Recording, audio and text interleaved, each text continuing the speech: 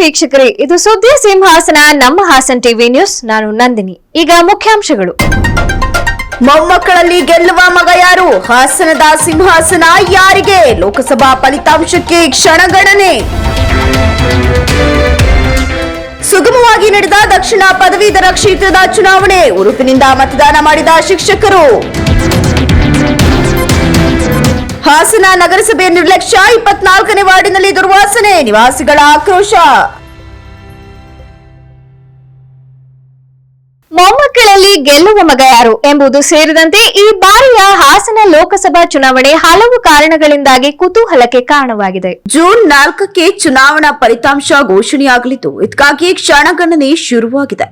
ಇಬ್ಬರು ಹಿರಿಯ ನಾಯಕರ ಮೊಮ್ಮಕ್ಕಳಾದ ಅಂದ್ರೆ ಮಾಜಿ ಪ್ರಧಾನಿ ದೇವೇಗೌಡರ ಮೊಮ್ಮಗ ಪ್ರಜ್ವಲ್ ರೇವಣ್ಣ ಹಾಗೂ ಕಾಂಗ್ರೆಸ್ ನಾಯಕ ಡಿಜಿ ಪುಟ್ಟಸ್ವಾಮಿಗೌಡ ಅವರ ಮೊಮ್ಮಗ ಶ್ರೇಯಸ್ ಪಟೇಲ್ ಅವರಲ್ಲಿ ಯಾರಿಗೆ ವಿಜಯಮಾಲೆ, ಯಾರಿಗೆ ಮತದಾರರ ವರ ಎಂಬುದು ತೀವ್ರ ಕುತೂಹಲಕ್ಕೆ ಎಡೆ ಮಾಡಿಕೊಟ್ಟಿದೆ. ಕೆಲ ಅಚ್ಚರಿ ಸಂಗತಿ, ಬೆಳವಣಿಗೆಗಳಿಗೆ ಪ್ರಜ್ವಲ್ ಕುರಿತು ಫಲಿತಾಂಶ ಏನಾಗಲಿದೆ ಎಂಬುದು ಅನೇಕರನ್ನ ಮೇಲಿಂದ ಮೇಲೆ ಕಾಡತೊಡಗಿದೆ. ಇದೀಗ ರೇವಣ್ಣ ಅವರ ಮಗ ದೇವೇಗೌಡರ ಮೊಮ್ಮಗ ಪ್ರಜ್ವಲ್ ವಿರುದ್ಧ ಶ್ರೇಯಸ್ ಸ್ಪರ್ಧೆ ಮಾಡಿದ್ದು, ನನ್ನದೇ ಗೆಲುವು ಎಂಬ ಕೈ ಯುವ ನಾಯಕ ವಿಶ್ವಾಸದಲ್ಲಿದ್ದಾರೆ. ಇದಕ್ಕೆ ಕಾರಣ ಪ್ರಜ್ವಲ್ ರೇವಣ್ಣ ಅವರ ವಿರುದ್ಧ ಕೇಳಿಬಂದ ಗಂಭೀರ ಲೈಂಗಿಕ ಹಗರಣದ ಆರೋಪ. ವಿರೋಧಿ ಅಲೆ ಕುಟುಂಬ ರಾಜಕಾರಣದ ವಿರುದ್ಧ ಜಿಲ್ಲೆಯ ಮತದಾರರು ತೀರ್ಪು ನೀಡಲಿದ್ದು, ನಾನೇ ಗೆಲ್ಲುವೆ ಎಂದು ಹೇಳುತ್ತಿದ್ದಾರೆ. ಇವರ ವಿಶ್ವಾಸ ನಿಜವಾದ್ರೆ ಶ್ರೇಯಸ್ ಪಟೇಲ್ ವಿಶೇಷ ದಾಖಲೆ ಬರೆಯಲಿದ್ದಾರೆ. ಕ್ಷೇತ್ರದ ವ್ಯಾಪ್ತಿಯ ಜಿಲ್ಲೆಯ 7 ಮತ್ತು ಚಿಕ್ಕಮಗಳೂರು ಜಿಲ್ಲೆಯ ಕಡೂರು ವಿಧಾನಸಭಾ ಕ್ಷೇತ್ರ ಸೇರಿ 8 ಕ್ಷೇತ್ರಗಳು ಹಾಸನ ಲೋಕಸಭಾ ಕ್ಷೇತ್ರಕ್ಕೆ ಸೇರುತ್ತೆ. ಕಡೂರು, ಅರಸೀಕೆರೆ ಕ್ಷೇತ್ರದಲ್ಲಿ ಕಾಂಗ್ರೆಸ್ ಶಾಸಕರಿದ್ದಾರೆ. ಹಾಸನ, ಹೊಳೆನರಸೀಪುರ, ಶ್ರವಣಬೆಳಗೊಳ ಮತ್ತು ಅರಕಲಗೂಡಿನಲ್ಲಿ ಜೆಡಿಎಸ್ ಶಾಸಕರಿದ್ದಾರೆ. ಬೇಲೂರು ಮತ್ತು ಸಕಲೇಶಪುರದಲ್ಲಿ ಬಿಜೆಪಿ ಶಾಸಕರಿದ್ದಾರೆ. ಹೆಚ್ಚು ಕಡೆಗಳಲ್ಲಿ ನಮ್ಮ ಪರ ಮತದಾನ ಆಗಿರುವುದರಿಂದ ನಮ್ಮದೇ ಗೆಲುವು ಎಂದು ಬಿಜೆಪಿ ಜೆಡಿಎಸ್ ಮುಖಂಡರು ವಿಶ್ವಾಸದಲ್ಲಿದ್ದಾರೆ. ನಮ್ಮ ಹಾಸನ ಟಿವಿಯೊಂದಿಗೆ ಮಾತನಾಡಿದ ಗಣ್ಯರು ತಮ್ಮ ಅಭಿಪ್ರಾಯವನ್ನ ವ್ಯಕ್ತಪಡಿಸಿದ್ದು ಹೀಗೆ. ಹೇಳಲಿಕ್ಕೆ ಇಷ್ಟಪಡ್ತೇನೆ. ಯಾಕೆಂದ್ರೆ ಇಲ್ಲಿ 2 ಪಾರ್ಟಿ ಅಲಯನ್ಸ್ ಆಗಿರೋದ್ರಿಂದ ಖಂಡಿತವಾಗ್ಲೂ ಕೂಡ ನಮ್ಮ ಭಾಗದಲ್ಲಿ ಹೆಚ್ಚು ಮತಗಳು ಬಂದಿರತಕ್ಕಂತ ಎಲ್ಲಾ ಸಾಧ್ಯತೆಗಳು ಕೂಡ ಇದಾವೆ. ಮತ್ತು ನಾವು ಎನ್ಡಿಎಗೆ ನಮ್ಮ ಇಡೀ ವಿಧಾನಸಭಾ ಕ್ಷೇತ್ರ ಎನ್ಡಿಎ ಪೂರಕ ಆಗಿರೋದ್ರಿಂದ ಖಂಡಿತವಾಗ್ಲೂ ಹೆಚ್ಚು ಚೆನ್ನಾಗಿ ಪರಿವರ್ತನೆ ಆಗಿದೆ. ಗ್ಯಾರಂಟಿ, ಕಾಂಗ್ರೆಸ್ ಗ್ಯಾರಂಟಿ, ಮಹಿಳೆಯರ ವೋಟ್ಗಳು ತುಂಬಾ ಪ್ರಮಾಣದಲ್ಲಿ ಕಾಂಗ್ರೆಸ್ ಪರ ಆಗಿದ್ದಾವೆ. ನಗರದ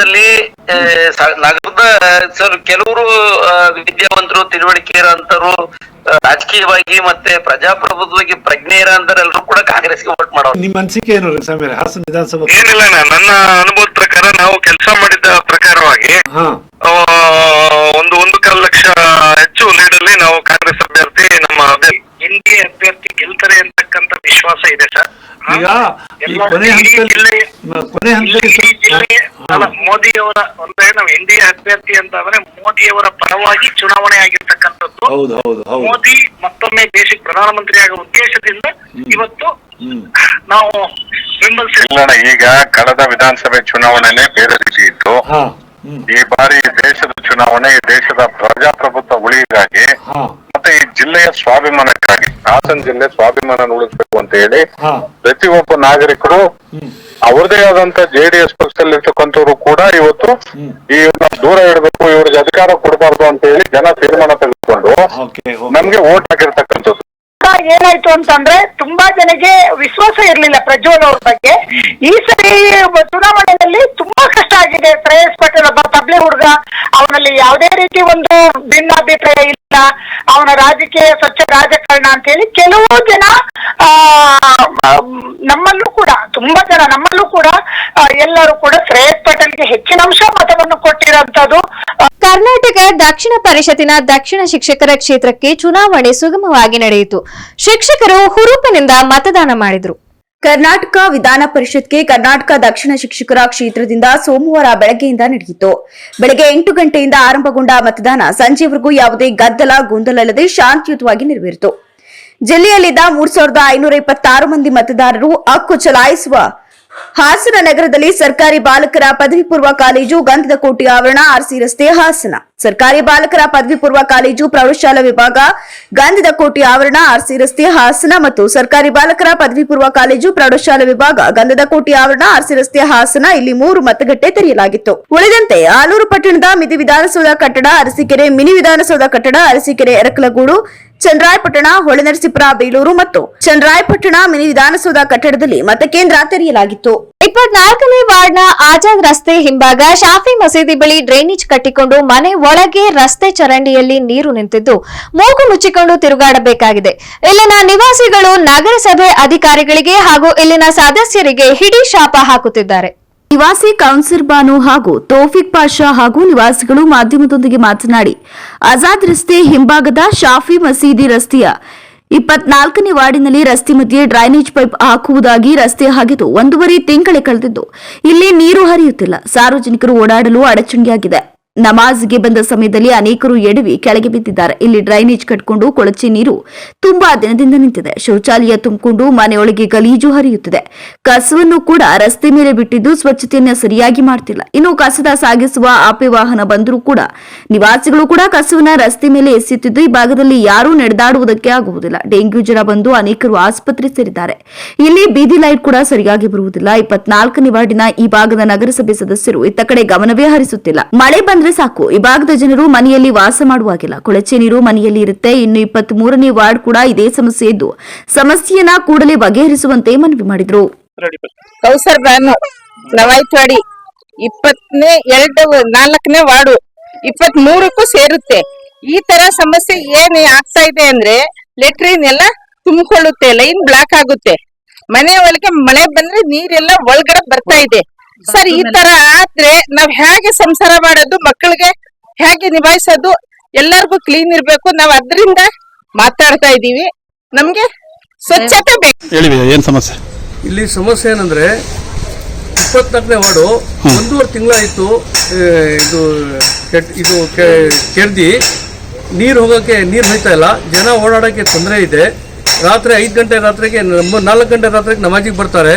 ಒಂದು 2-3 ಜನ ಬಿದ್ದ್ಬಿಟ್ಟವ್ರೆ ಇಲ್ಲಿ. ಅಂದ್ರೆ ನೀರಿಂದು ಫುಲ್ ಡ್ರೈನೇಜ್ ಜಾಮ್ ಆಗಿದೆ. ಇಲ್ಲಿ ನೀರೇ ಬಾತ್ರೂಮ್ ಎಲ್ಲ ಒಳಗಡೆ ನೀರಿಂದೆಲ್ಲ ಹೋಗುತ್ತವೆ. ಆಮೇಲೆ ಕಸ ಗುಡಿಸೋರು ಯಾರು ಬರಲ್ಲ, ಕ್ಲೀನ್ ಮಾಡೋರು ಯಾರು ಬರಲ್ಲ.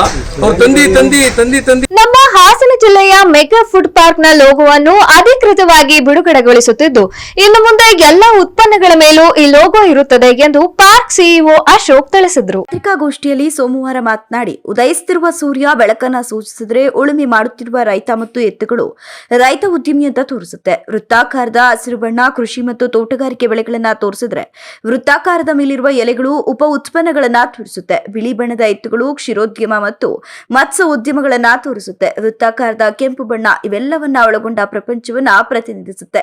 ಇದನ್ನ ವಿನ್ಯಾಸ ಮಾಡಿದವರು ಹಾಸನ ಜಿಲ್ಲೆಯ ತೇಜಸ್ ರವರು. ಕೃಷಿ ಉದ್ಯಮವಾಗಿ ಎನ್ನುವ ಟ್ಯಾಗ್ ಲೈನ್ ಇದೆ ಅಂತ ಹೇಳಿದ್ರು. ಕೃಷಿಯನ್ನ ನಾವು ಉದ್ಯಮವಾಗಿ ನೋಡುವ ಕಾರಣ ವಿದೇಶಗಳಲ್ಲಿ ಕೃಷಿ ವಿಚಾರವಾಗಿ ಸುಮಾರು 1,000ಕ್ಕೂ ಅಧಿಕ ಕೃಷಿ ಕಾರ್ಮಿಕರನ್ನ ನೇಮಕ ಮಾಡಿಕೊಳ್ಳುವ ಅವಕಾಶ ನಮ್ಮ ಸಂಸ್ಥೆಗೆ ದೊರಕಿರುತ್ತೆ. ಆದರೆ ಇದರ ಸತ್ಯಾಸತ್ಯತೆ ಅರಿಯಲು ಈ ತಿಂಗಳ 3ನೇ ವಾರದಲ್ಲಿ ನಮ್ಮ 2 ರೈತರ ಮಿತ್ರರಾದ ಜಗದೀಶ್ ಶಿವಮೊಗ್ಗ ಮತ್ತು ಪ್ರಕಾಶ್ ಕಿರುಡಿ ಹಾವೇರಿ ಇವರು ವಿದೇಶಕ್ಕೆ ತೆರಳಿ ಮಾಹಿತಿ ಸಂಗ್ರಹ ಮಾಡಲಾಗುತ್ತೆ ಅಂತ ಮಾಹಿತಿ ನೀಡಿದ್ರು. ರೆಸ್ಪಾನ್ಸಿಬಿಲಿಟಿ ಇಲ್ಲ ಸರ್. ಬೆಳೆಯಂತ ರೈತರುಗಳು ಸಹ ಅವರು ಕೂಡ ಇದ್ ಮಾಡ್ಬೇಕು. ಅವ್ರು ಏನಾರ ಹೇಳಕ್ ಒಂದ್ ನಿಮಿಷ ಅವ್ರು ಹೇಳಕ್ ಹೋದ್ರೆ ಏನಂತ ಗೊತ್ತಾ, ಏನೇನ್ ನೀನ್ ದೊಡ್ಡ ಅಂಬಾನಿನ ಇಲ್ಲ ದೊಡ್ಡ ಇವ್ನ ಅಂತ ಅಂತಾರೆ. ಅಂದಿದ ತಕ್ಷಣ ಹಣ ಉಳಿಸ್ತೀವಿ ಸರ್. ಈಗ ನನ್ ರೆಡಿ ಇದೆಯಲ್ಲ ಸರ್, ನಮ್ ಕೆಲ್ಸನೂ ಮಾಡಿದ್ದೀವಿ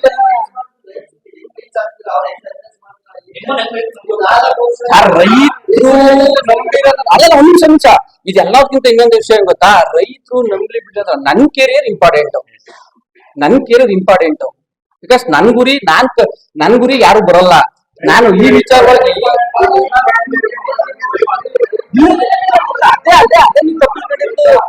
ಹಂಗಲ್ಲ, ರೈತರು ನನ್ ಕೆರಿಯರ್ ಇಂಪಾರ್ಟೆಂಟ್. ಮುಂಚೆ ಸರ್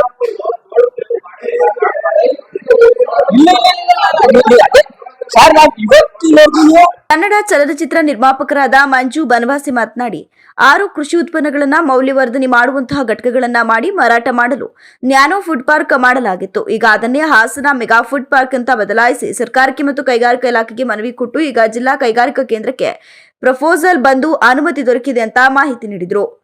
6 ಕೃಷಿ ಉತ್ಪನ್ನಗಳನ್ನ ಮೌಲ್ಯವರ್ಧನೆ ಮಾಡುವಂತ ಘಟಕಗಳನ್ನ ಮಾಡೋದಕ್ಕೋಸ್ಕರ ಇವರು ನ್ಯಾನೋ ಫುಡ್ ಪಾರ್ಕ್ ಅನ್ನು ಮಾಡಿದ್ರು. ಈಗ ಅದನ್ನ ಇವರು ಹಾಸನ ಮೆಗಾ ಫುಡ್ ಪಾರ್ಕ್ ಅಂತ ಮಾಡಿ ಅದು ಸರ್ಕಾರಕ್ಕೆ ಇವರು ಕೈಗಾರಿಕಾ ಇಲಾಖೆಗೆ ಮನವಿಯನ್ನ ಕೊಟ್ಟು ಅದು ಈಗ ಜಿಲ್ಲಾ ಕೈಗಾರಿಕಾ ಕೇಂದ್ರಕ್ಕೆ ಅವ್ರದ್ದು ಪ್ರಪೋಸಲ್ ಬಂದು ಈಗ ಓಕೆ ಆಗ್ತಿದೆ ಸರ್. ಇನ್ ಮುಂದೆ ಇದು ಹಾಸನ್ ಮೆಗಾ ಫುಡ್ ಪಾರ್ಕ್ ಆಗಿರುತ್ತೆ. ಈಗ ಅದಕ್ಕೆ ಅಂತ ಲೋಗೋ ಇದು ಮಾಡಿದ್ದಾರೆ. ಒಟ್ಟು ಇವರು ವಿದೇಶಗಳಿಗೆ ರಫ್ತು ಮಾಡೋದಕ್ಕೆ 65 ಕೃಷಿ ಉತ್ಪನ್ನಗಳನ್ನ ಈ ಹಾಸನ ಜಿಲ್ಲೆಯಲ್ಲಿ ಉತ್ಪತ್ತಿಯಾಗಿರೋ ಕೃಷಿ ಉತ್ಪನ್ನಗಳನ್ನ ರಫ್ತು ಮಾಡೋದಕ್ಕೆ ಅಂತೇಳಿ ಹಾಸನ ಮೆಗಾ ಫುಡ್ ಪಾರ್ಕ್ ಮೂಲಕ ಮಾಡ್ತಾ ಇದ್ದಾರೆ. ಅದಕ್ಕೆ ಈಗ ಇಷ್ಟು 45 ಪ್ರಾಡಕ್ಟ್ಸ್ 65 ಫುಡ್ ಪ್ರಾಡಕ್ಟ್ಸ್ ಈಗ 64 ಈಗ ರೆಡಿ ಇದೆ. ಅವುಗಳಿಗೆ ಎಲ್ಲಾದ್ರೂ ಇದೇ ವೇಳೆ ಹಿರಿಯ ಪತ್ರಕರ್ತರಾದ ನಾಗರಾಜ್ ಮತ್ತು ಕನ್ನಡ ಚಲನಚಿತ್ರ ನಿರ್ಮಾಪಕರಾದ ಮಂಜು ಬನವಾಸಿ ಇವರು ಮೆಗಾ ಫುಡ್ ಪಾರ್ಕ್ನ ಲೋಗೋವನ್ನ ಬಿಡುಗಡೆಗೊಳಿಸಿದರು. ಹಾಸನ ನಗರದ ಸರ್ಕಾರಿ ಇಂಜಿನಿಯರಿಂಗ್ ಕಾಲೇಜಿನಲ್ಲಿ ಮತಯಂತ್ರ ಇಡಲಾಗಿದ್ದು, ಈ ವಿಚಾರದ ಬಗ್ಗೆ ಸುದ್ದಿ ಮಾಡಲು ತೆರಳಿದ್ದ ಮಾಧ್ಯಮದವರನ್ನು ಪೊಲೀಸ್ ಇಲಾಖೆ ತಡೆದು ಗೇಟ್ನಿಂದ ಹೊರಗೆ ಹೋಗಲು ಸೂಚಿಸಿ ನಿರ್ಬಂಧ ಹೇರಿದ ಪ್ರಸಂಗ ಇಂದು ನಡೆದಿದೆ. ಯಾವುದೇ ಚುನಾವಣೆ ನಡೆದರೊಳಗೆ ಹೋಗಿ ಮಾಧ್ಯಮದವರು ಫೋಟೋ ವಿಡಿಯೋ ಚಿತ್ರೀಕರಿಸಿ ಸುದ್ದಿ ಮಾಡುವುದು ಸಾಮಾನ್ಯ. ಲೋಕಸಭಾ ಚುನಾವಣೆಯ ಮತ ಎಣಿಕೆ ಕೇಂದ್ರಕ್ಕೆ ಎಣಿಕೆ ಇರುವ 1 ದಿವಸ ಹಿಂದೆ ಹೋಗಿ ಸಿದ್ಧತೆ ಬಗ್ಗೆ ಸಾರ್ವಜನಿಕರಿಗೆ ತಿಳಿಸುವ ನಿಟ್ಟಿನಲ್ಲಿ ಹೋದಾಗ ಸರ್ಕಾರಿ ಇಂಜಿನಿಯರಿಂಗ್ ಕಾಲೇಜಿನ ಮುಖ್ಯ ದ್ವಾರದಲ್ಲೇ ಪೊಲೀಸರು ತಡೆದರು. ನಂತರ ಹೊರಗೂ ಕೂಡ ಯಾರು ವಿಡಿಯೋ ಫೋಟೋ ಚಿತ್ರೀಕರಿಸುವಾಗಿಲ್ಲ ಅಂತ ಗೇಟ್ನಿಂದಲೇ ಹೊರಗೆ ಕಳಿಸಲಾಯಿತು.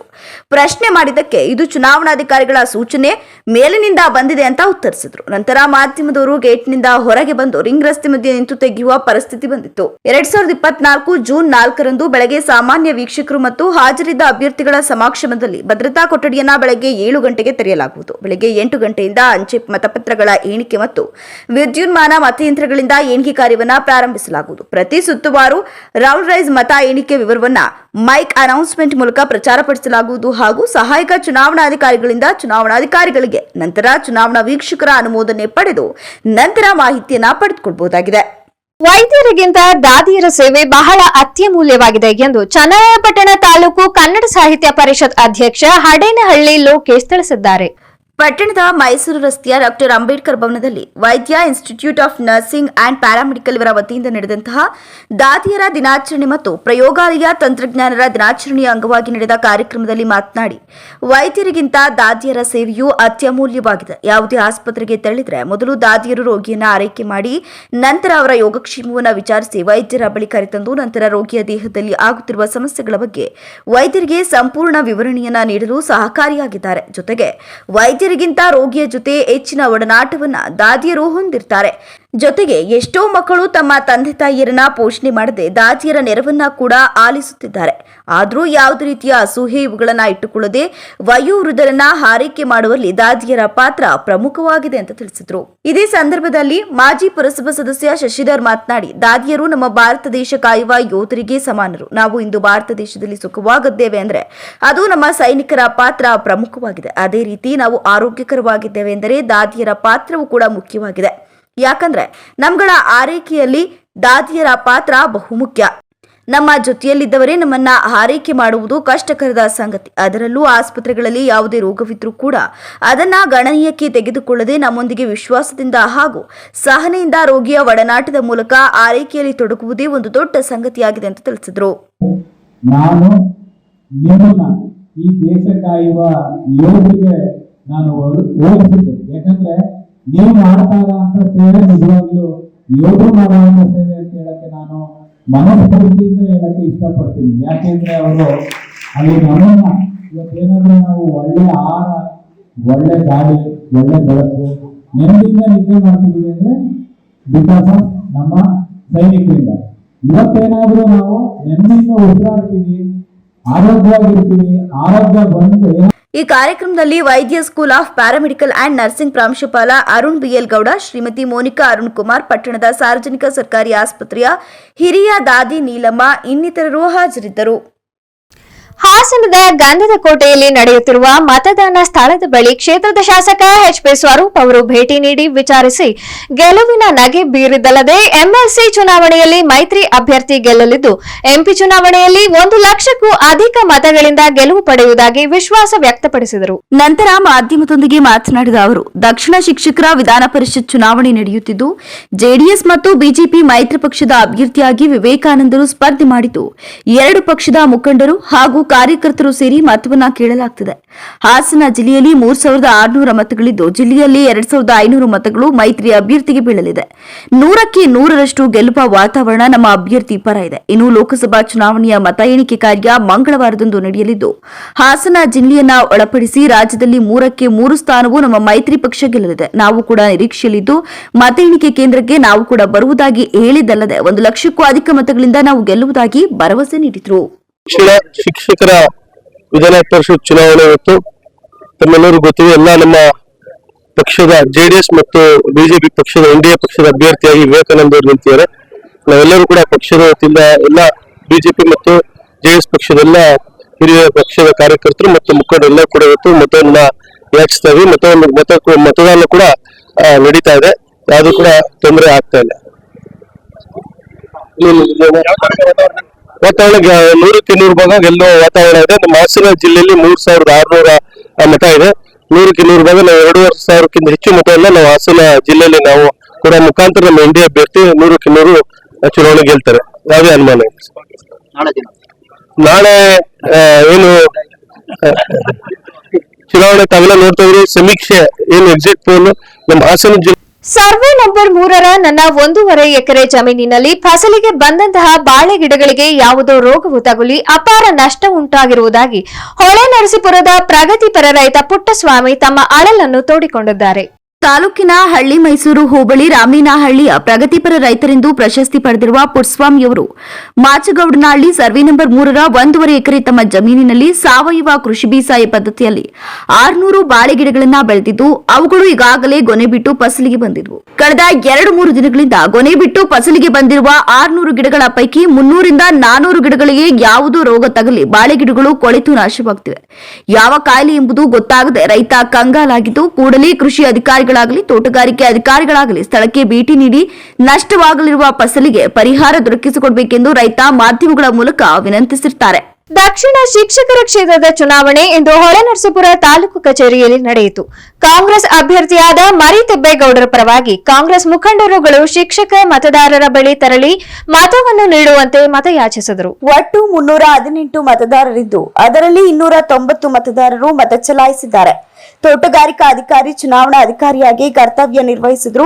ಈ ಸಂದರ್ಭದಲ್ಲಿ ಬ್ಲಾಕ್ ಕಾಂಗ್ರೆಸ್ ಅಧ್ಯಕ್ಷ ಎಚ್.ಡಿ. ಲಕ್ಷ್ಮಣ್ ಮಾತನಾಡಿ, ನಮ್ಮ ಕಾಂಗ್ರೆಸ್ ಅಭ್ಯರ್ಥಿ ಸತತ 24 ವರ್ಷಗಳ ಸಮಯ ಶಿಕ್ಷಕರ ಮತ್ತು ವಿದ್ಯಾರ್ಥಿಗಳ ನೋವಿಗೆ ಸರ್ಕಾರದ ಹಂತದಲ್ಲಿ ಸ್ಪಂದಿಸುವಲ್ಲಿ ಯಶಸ್ವಿ ಹೆಜ್ಜೆ ಇಟ್ಟಿದ್ದಾರೆ. ಹಾಗಾಗಿ ಶಿಕ್ಷಕ ಬಂಧುಗಳು ಮರಿತಿಬ್ಬೇಗೌಡರ ಸುದೀರ್ಘ ಸೇವೆಯನ್ನ ಸೂಕ್ಷ್ಮವಾಗಿ ಪರಿಗಣಿಸುವುದರ ಮೂಲಕ ಅವರಿಗೆ ಮೊದಲ ಆದ್ಯತೆಯ ಮತವನ್ನ ನೀಡುವಲ್ಲಿ ಮುಂದಾಗಿರುವುದಾಗಿ ನಮಗೆ ಭರವಸೆ ಇದೆ. ಜೂನ್ 5ರಂದು ನಡೆಯುವ ಮತ ಎಣಿಕೆಯಲ್ಲಿ ಮರಿತಿಬ್ಬೇಗೌಡರು ಜಯಗಳಿಸಲಿದ್ದಾರೆ ಅಂತ ವಿಶ್ವಾಸ ವ್ಯಕ್ತಪಡಿಸಿದರು. ಕೊನೆಯಲ್ಲಿ ಮತ್ತೊಮ್ಮೆ ಮುಖ್ಯಾಂಶಗಳು. ಮೊಮ್ಮಕ್ಕಳಲ್ಲಿ ಗೆಲ್ಲುವ ಮಗ ಯಾರು? ಹಾಸನದ ಸಿಂಹಾಸನ ಯಾರಿಗೆ? ಲೋಕಸಭಾ ಫಲಿತಾಂಶಕ್ಕೆ ಕ್ಷಣಗಣನೆ. ಸುಗಮವಾಗಿ ನಡೆದ ದಕ್ಷಿಣ ಪದವೀಧರ ಕ್ಷೇತ್ರದ ಚುನಾವಣೆ, ಉರುಪಿನಿಂದ ಮತದಾನ ಮಾಡಿದ ಶಿಕ್ಷಕರು. ಹಾಸನ ನಗರಸಭೆ ನಿರ್ಲಕ್ಷ್ಯ, 24ನೇ ವಾರ್ಡಿನಲ್ಲಿ ದುರ್ವಾಸನೆ, ನಿವಾಸಿಗಳ ಆಕ್ರೋಶ.